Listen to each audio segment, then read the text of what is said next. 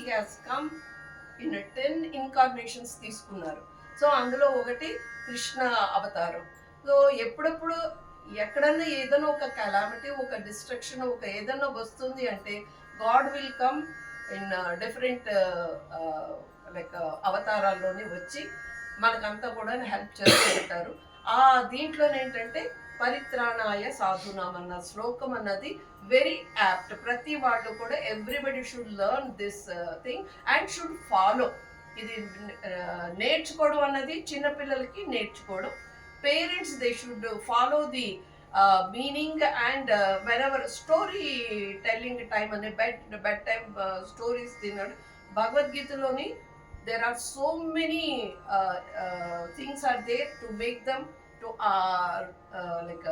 learn those things, and stories also you can tell. So ilantivani chala chala untayi. So here parents they have to take more responsibility, and I am happy those who are my students are there, their parents are really, I am very blessed to have such parents also.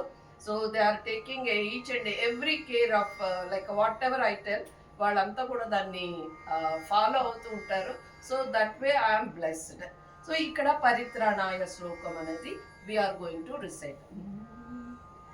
పరిత్రాణాయ సాధూనాం వినాశాయ చ దుష్కృతాం ధర్మ సంస్థాపనార్థాయ సంభవామి యుగే యుగే. హరి ఓం.